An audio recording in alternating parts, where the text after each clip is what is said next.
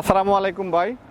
ওয়ালাইকুম আসসালাম। আশা করি ভালো আছেন। ইনশাআল্লাহ। আপনার ছাদ বাগানে এসেছি একটু ঘুরে দেখার জন্য। কি অবস্থা? আপনার ছাদ বাগানে অনেক ফুল গাছ দেখা যাচ্ছে। হ্যাঁ, আপনারই তো আলহামদুলিল্লাহ। বাগান না?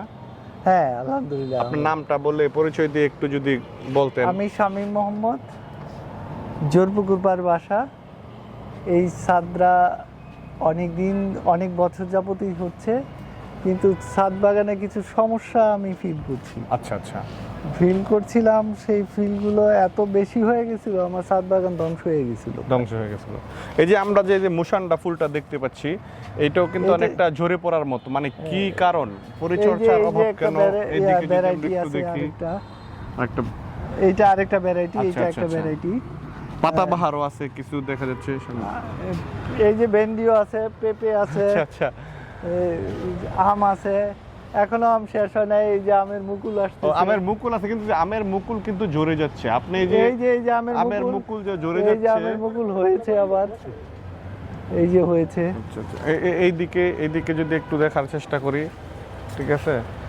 এইদিকের এইটা কিন্তু বড় একটা বাগান বিলাস, শ্বেত বাগান বিলাস। আসলে আমার ওই পোর্শনটায় ছাদে আরো বেশি আছে। ওইদিকে আরো আছে। ওই পোর্শনটায় আরো আছে।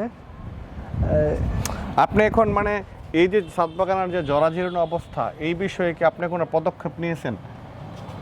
আমি অনেক কিছু ব্যবহার করছি, আসলে খুব বেশি সুফল পাই না। কারণ হলো পোকাগুলো বেশি করে বিরক্ত করে, জ্বালায়, বিরক্ত করে, গাছ নষ্ট করে ফেলে। তার চেয়ে বড় বিষয় হলো এইখানে টপের মধ্যে ছোট্ট জায়গা, এটার মধ্যে পর্যাপ্ত খাওয়ার প্রয়োজন হয় গাছে। হ্যাঁ, গাছের যে এই খাবারটা অনেক কষ্ট হয়। এই কম মাটি থেকে এই মাটি এই খাবারটা প্রোভাইড করতে পারে না আসলে। হ্যাঁ, এইটার জন্য তেমন ভালো কোনো খাবার পাচ্ছি না। কিন্তু আশেপাশে বাগান যারা করেছে তাদের কাছে জিজ্ঞেস করেছি, এবং তারা ভালো বেশ সুফল পেয়েছে। একটা পেয়ে মিরার এগ্রো থেকে একটা কি মিরার এগ্রো থেকে আপনি কি ব্যবহার করেন? আমরা এখন ছাদে উঠতেছি, ছাদে আরো বাগান আছে, দেখানোর চেষ্টা করব। দেখি কেমন সুন্দর ছাদের বাগানটা, ঠিক আছে।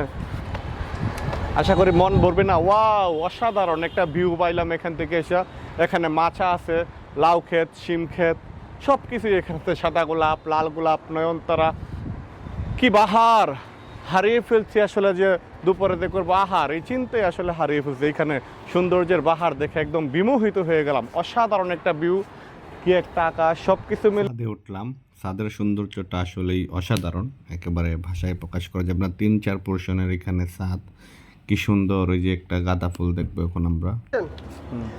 এই দেখেন গাঁদা ফুল। এই সময় গাঁদা ফুল পাওয়াটা কঠিন কাজ, এবং এই সময় পাওয়া যায় একদম কম। এবং এইটা কিন্তু চাক গাঁদা, ঠিক আছে, মানে দেশি গাঁদা না, চাক গাঁদা। খুবই সৌন্দর্য আসলে। ফুল না ছিঁড়তে মন চাচ্ছে, তাও ছিঁড়বো না, কারণ গাছের ফুল গাছেই মানায়, আসলে হাতে শুকায় যায়। এখানে তো আপনি একটা বিপ্লব বসাই দিচ্ছেন, রাধাচূড়া ফুলের। আরো অনেক সুন্দর ছিল, আরো ঠিক অনেক আছে, সুন্দর ছিল। আরো নয়নতারা, ঠিক আছে, কলা গাছ, মানে গোলাপ। এটা তো অবশ্য গোলাপ ফুটে নাই এখন। আপনি যে বলতে চাচ্ছিলেন যে গোলাপ ফুটে সুন্দর। তারপর আছে ক্যাকটাস কিন্তু অনেক বছর পাশে, টবেই পাশে 10 থেকে 40 বছর, এমনিতে আরও বেশি। এটা নয়নতারা ফুল, সবাই চেনে, যার বৈজ্ঞানিক নাম ক্যাথারান্থাস রোজিয়াস।